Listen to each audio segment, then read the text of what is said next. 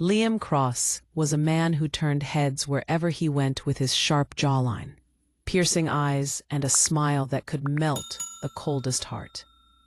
He had a way of making everyone feel seen, but beneath his charming exterior was a con artist, a man who had mastered the art of deception.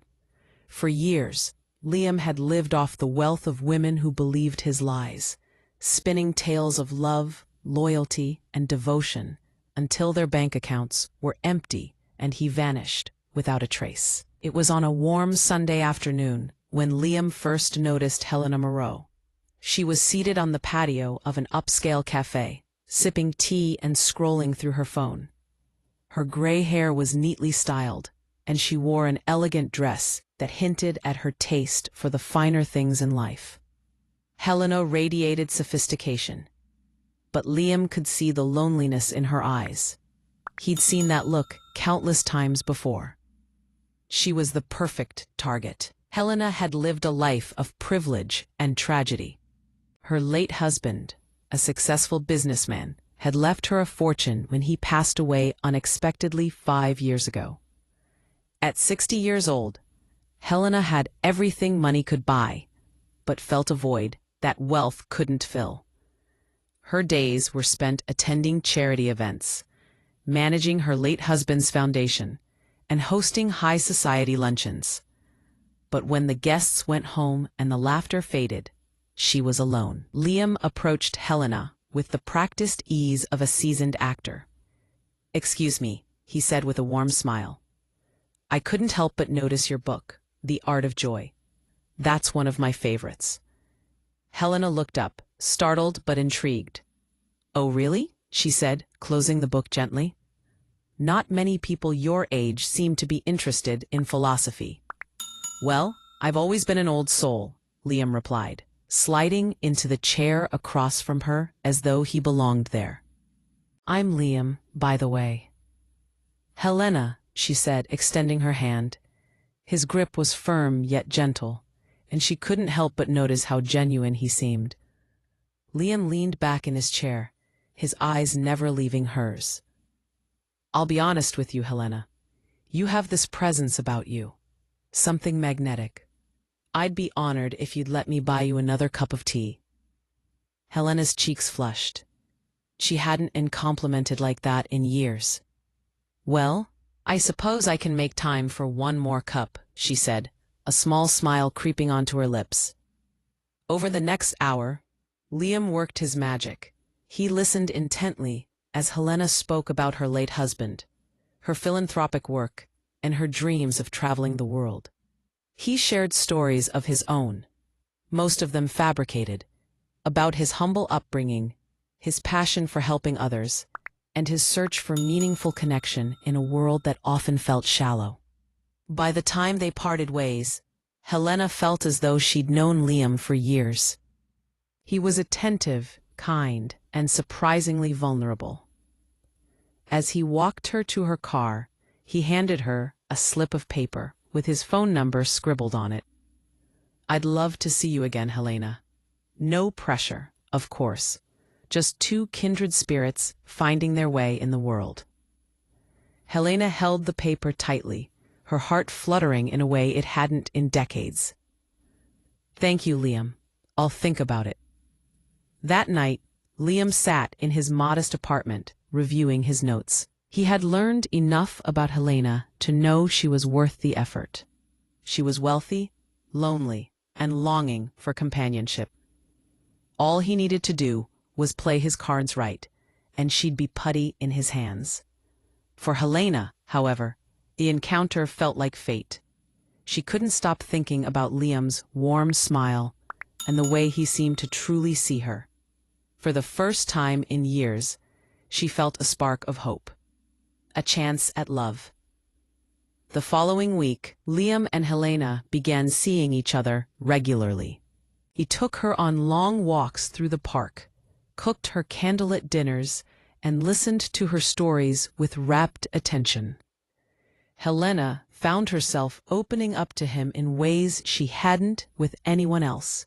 She told him about her struggles with loneliness, her fear of growing old alone, and her dreams of having a family. "You deserve to be happy, Helena," Liam said one evening as they sat by the fireplace in her grand estate, "and I want to be the one to make you happy." Tears welled in Helena's eyes. "Oh, Liam, I don't know what I've done to deserve someone like you." Liam took her hands in his, looking into her eyes with practiced sincerity. "You've given me something I never thought I might find. A sense of purpose. You make me want to be a better man." As weeks turned into months, Helena began introducing Liam to her inner circle. He charmed everyone he met. Even her skeptical daughter, Isabel, begrudgingly admitted that Liam seemed like a decent man. But not everyone was convinced. Helena's best friend, Vivian, had a nagging feeling that something about Liam didn't add up. "He's too perfect," she said one evening. "No one's that charming without a catch." Helena laughed it off. "Oh, Vivian, you're just being cynical. Liam is wonderful. He makes me feel alive again." Vivian sighed. "Just be careful, Helena. That's all I'm saying." Unbeknownst to Helena, Liam had already begun subtly planting seeds to gain access to her wealth, suggesting joint investments, offering to help manage her foundation, and even floating the idea of starting a business together. Blinded by love, Helena eagerly agreed. Then came the news that would change everything. Helena began feeling tired, nauseous, and unusually emotional. At first, she dismissed it as stress or age, but after persistent urging from Vivian, she saw a doctor. The results were nothing short of shocking. "You're pregnant," the doctor said, stunned. Helena could barely breathe. "That's impossible. I'm 60 years old." "It's rare, but not unheard of," the doctor said gently. "You're about 8 weeks along." The shock wore off slowly, replaced by an inexplicable sense of joy. She was going to be a mother. When Helena told Liam, he reacted with manufactured astonishment and warmth. "A baby," he whispered, pulling her into a tight hug. This must be a miracle. But inside, Liam was spiraling. This wasn't part of the plan. A child meant attention, and attention meant risk. Still, he played the role to perfection. Word of the pregnancy spread fast, especially after a slip at a charity event. Soon, Helena and Liam were media darlings. The story of the 60-year-old miracle mom and her younger, adoring partner made headlines. Helena reveled in the joy. Liam reveled in the spotlight and the money, but cracks began to show. Vivian, still suspicious, began digging.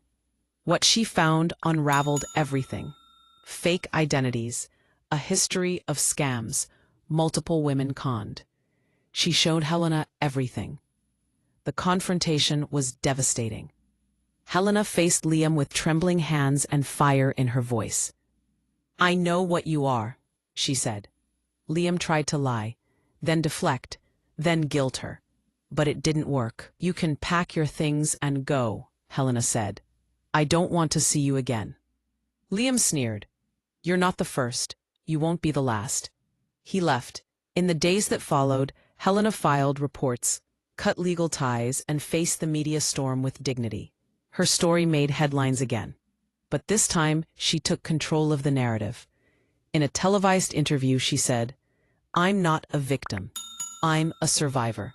And I want other women to learn from my mistakes." Her strength inspired thousands. Liam, meanwhile, was arrested, tried, and convicted on multiple counts of fraud. Helena testified against him with grace and resolve. Helena later launched a nonprofit called True Voices, providing legal and emotional support to women who had faced emotional or financial abuse. She became a public figure of strength and healing while quietly preparing for motherhood. Months later, Helena gave birth to a healthy baby boy. She named him Gabriel. As she held him for the first time, she whispered, "You were born not from lies, but from my truth, my strength, my hope." Years passed. Gabriel grew into a bright, compassionate child. Helena, now an author and activist, traveled the world speaking to women about strength after betrayal. Her foundation thrived. Her life, once defined by loneliness and deception, was now filled with purpose, love, and laughter. One evening, as the sun dipped below the horizon, Gabriel asked, "Mom, are you happy?" Helena smiled, pulling him close. "I am, sweetheart. More than I ever thought I could be." And she meant it.